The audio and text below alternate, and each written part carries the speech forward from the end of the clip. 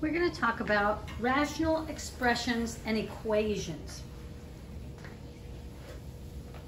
You've got to remember your rules for fractions because that's all these are. You'll find something that'll look like x plus 3 divided by, with the fraction bar, 0 over times x, excuse me. So x plus 3 over 0 times x. However, you need to remember that 0 times anything is always going to be 0. And if you ever have a fractional expression with a 0 in the denominator, the answer is going to be undefined. It's an impossible thing because what it's saying is I've got X number of pieces, or I've got X number of pieces plus 3 more pieces of something that was cut into nothing to begin with. So you can't even have any pieces because you had nothing to begin with. So be real careful of that. So just remember all of your rules for fractions that you learned at the beginning of this semester. All right, this example is coming from your page 66. It has the whole number 4 showing the fraction bar, then with 9 times x in the denominator, plus 5 in the numerator. Then in the denominator you have 6x squared, and then they want to know what it equals to. Well, the thing you need to realize is we are adding these two numbers together, and they are fractions. And so before we can do any adding, we must get common denominators. So ask yourself what new expression is going to contain both the 9x and the 6x squared.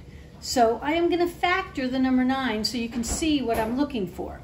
So 9x, when it is factored, that means when it's broken up into its smaller parts that can be multiplied against each other, the 9 becomes 3 times 3, and then the x is just times x. So the factorization of 9 is 3 times 3 times x. Then the factorization of 6x squared is 2 times 3, that's for the number 6, and then x times x is equivalent to the x squared.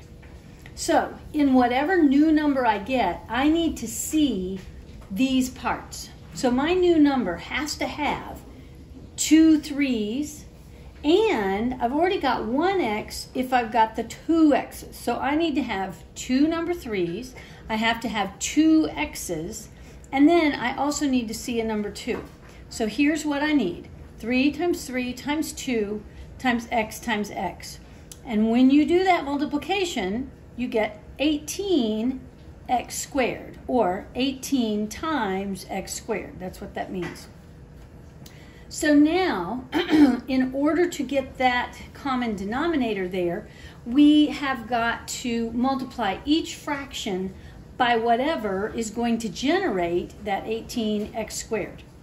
So, the 4 in the numerator over the 9x in the denominator will be multiplied by 2x in the numerator and 2x in the denominator, because that's just the number 1. And we now get 8x in the numerator over 18x squared in the denominator. Now I'll show my plus sign and I move over, and the next fraction was 5 in the numerator over 6x squared. Well, the number that I need to multiply both the numerator and the denominator by is a 3 over a 3. And so 5 times 3 is 15, so that's our new numerator. And 6x squared times 3 becomes 18x squared.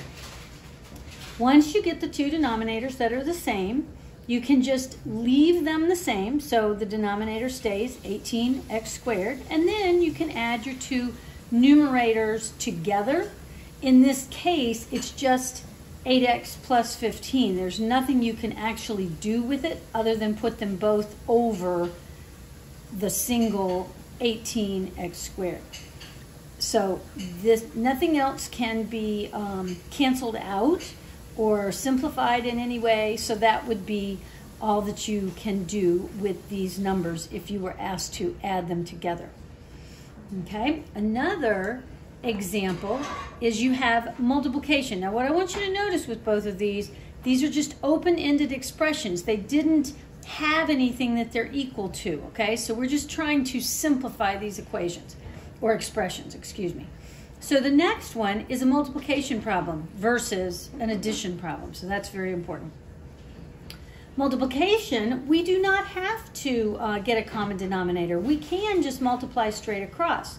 However, if you will remember, when we were doing basic fractions, I always told you, look to see what you can cancel out first, because when you get to this algebra, you are going to want to do that before you do the multiplication.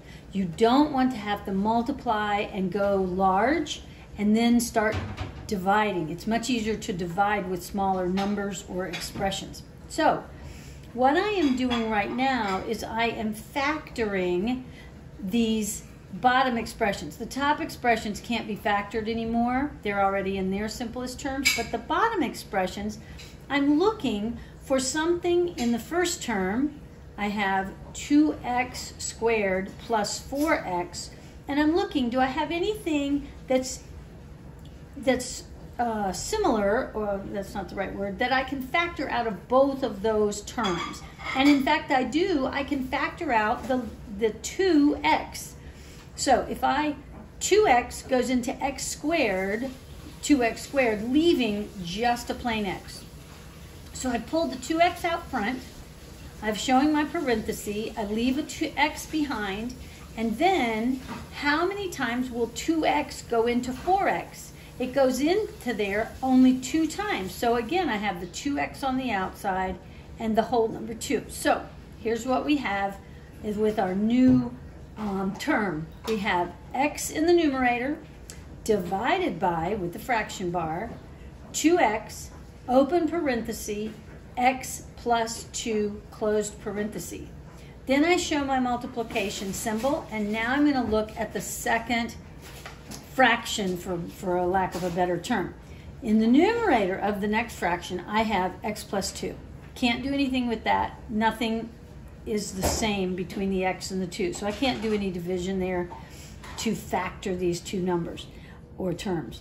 Okay, but in the denominator, I have an x squared, I have a 4x, and I have a plus 3.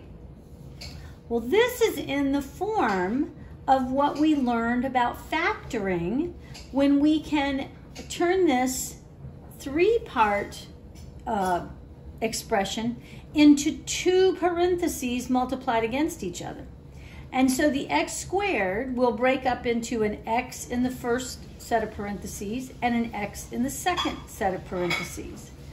Then you want to go to the last number in these 3 pieces, and you've got a 3, and you want to think about the factors of that. Well, the only factors of positive 3 are a positive 1 times a positive 3, or a negative 1 times a negative 3. And when I look at this 4, I want to, it's a positive 4, so I need to use the positive 1 and the positive 3. So that's why I've got x plus 1 in the first term times x plus 3 in the second term. Now I go back to the original problem, and I'm looking to see what I can cancel out. I can cancel out the x plus 2 from the denominator of the first term against the x plus 2 in the numerator of the second fraction. I'm going to call these fractions.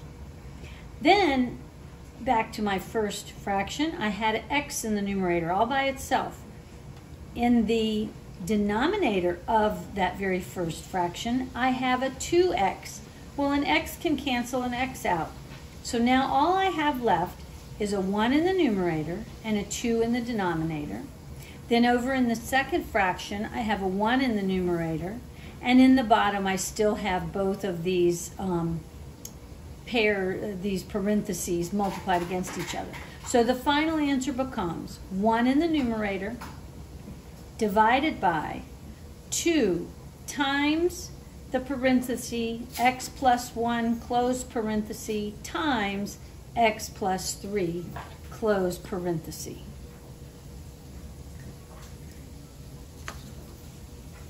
Notice that those first 2 examples that I pointed out did not have anything that they were equal to. We were trying to get them down to what they were equal to.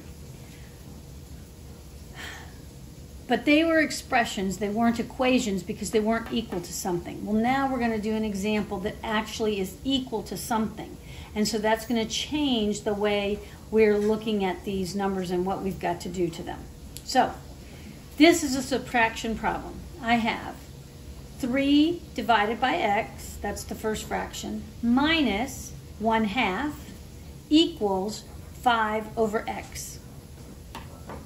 Because this is a subtraction problem, we have to get common denominators. And we're expected to then solve it. So because of solving, we want to get everything out of the denominator. We don't want to deal with an x that's left in the denominator. So I'm going to figure out what is going to be my new common denominator between all 3 pieces. And when I do that, I can ultimately get rid of the denominator entirely. So let's see what I'm talking about. The new denominator needs to have a single x in it, and it needs to have a single 2 in it. And so my new denominator will be 2x. So I will start with my first fraction, and I will multiply it only by 2x. As long as I multiply each of these 3 pieces by exactly the same thing, I have not changed the problem or the value of the problem at all. So I am going to multiply each piece by the new denominator, what would be the common denominator. 2x times 3x, I could deal with that and I could get 6x, but I need to just look for what I can cancel out first, and I can cancel these x's. So all I have left is the number 6, because 3 times 2 is 6. So that's what I've got down here. I'll come back to this in a minute. Minus, I've got this half, and I want to multiply it times 2x. Well, when I do that, I can cancel out the 2's. So that leaves me an x in the numerator. 1 times x is x. So I now have 6 minus this 1x. And now I'm going to the equal sign, and I am multiplying the 5x times 2x. That means the x's are canceling out, which leaves me 5 times 2. So 5 times 2 is 10. Well, now I've got an equation that is going to be that inverse operation. And hopefully you will recognize that. And we first want to either add or subtract whatever is being added or subtracted. So there's a positive 6 here. I want to take away 6 from both sides. So I do that, I get a 0 on the left, leaving me a negative 1x equals the 10 minus 6 is positive 4. Then, because I have a negative 1x, I want to get rid of the negative sign and have x by itself. So I will divide both sides by negative 1, leaving me x equals negative 4. And that is the final solution. The only reason we multiplied by just this common denominator and not a denominator or a part of a number in the numerator and the denominator is because I wanted to get rid of what was in the bottom of this thing. And by multiplying by the denominator, I got to get rid of each of those individual denominators, and now I'm just dealing with whole numbers. When asked to simplify, first, I want you to factor, and then I want you to look for what you can cancel out. That's your formula for doing this. That's your order for doing this. So just remember what you would do if it were just fractions. So for instance, if we had the fraction of 45 over 72, first I want you to factor. 45 can get factored into 5 times 9, and 72 can get factored into 8 times 9. I immediately can see my 9's can cancel each other out. That's what I'm talking about when I want you to look for what you can cancel, leaving me 5 8's. Well, here's the example when we've brought a variable into it. I've got 45 times x divided by 72 times x squared. I still factored the 45, which is 5 times 9 times x, and there's always an understood 1 there. The bottom, the denominator, is 8 times 9 times x, and I'm looking for what I can cancel out. I can cancel a 9 from both the numerator and the denominator, and I can cancel an x from both the numerator and the denominator. And so all that is left is a 5 over 8x. That is your new simplified answer. I hope that's going to be helpful.